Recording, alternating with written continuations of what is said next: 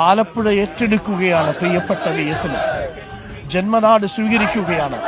ഒരമ്മ സ്വന്തം മകനെ എങ്ങനെ സ്വീകരിക്കുന്നു എന്നതുപോലെ ആലപ്പുഴയുടെ മകനെ ആലപ്പുഴ ഏറ്റെടുക്കുകയാണ്.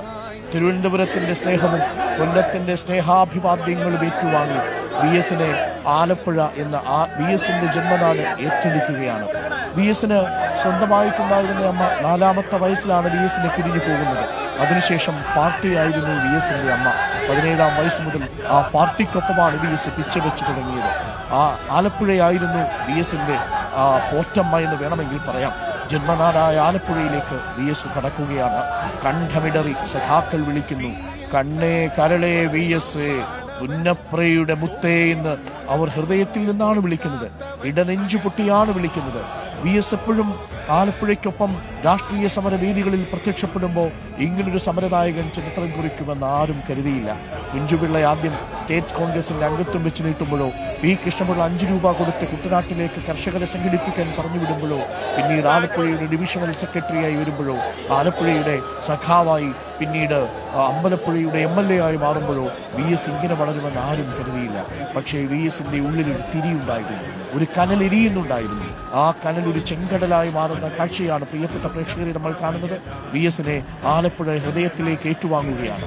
ആ കാഴ്ചയാണ് നമ്മൾക്ക് സ്വന്തം തട്ടകത്തിലേക്ക് വിഎസ് മടങ്ങിയെത്തുമ്പോൾ രണാങ്കണ ഭൂമിയിലേക്ക് പടനായകൻ തിരിച്ചെത്തും പോലെ ആ ജനസാഗരം ആർത്തലച്ചെത്തി വിഎസ് അന്ത്യാഭിവാദ്യം അർപ്പിക്കുന്ന കാഴ്ചയാണ് പ്രേക്ഷകർ കാണുന്നത്.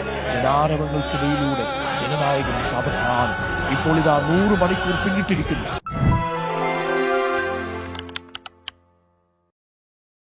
ആലപ്പുഴ ഏറ്റെടുക്കുകയാണ് പ്രിയപ്പെട്ട വിഎസിന്. ജന്മനാട് സ്വീകരിക്കുകയാണ്.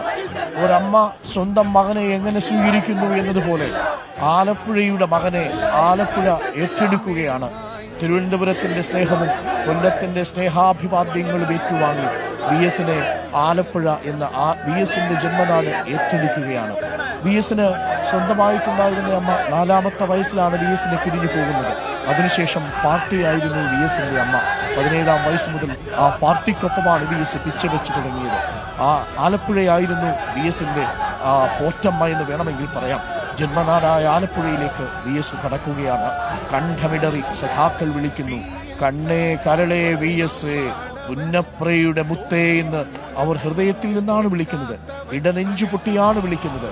വിഎസ് എപ്പോഴും ആലപ്പുഴയ്ക്കൊപ്പം രാഷ്ട്രീയ സമരവേദികളിൽ പ്രത്യക്ഷപ്പെടുമ്പോൾ ഇങ്ങനൊരു സമരനായകൻ ചരിത്രം കുറിക്കുമെന്ന് ആരും കരുതിയില്ല.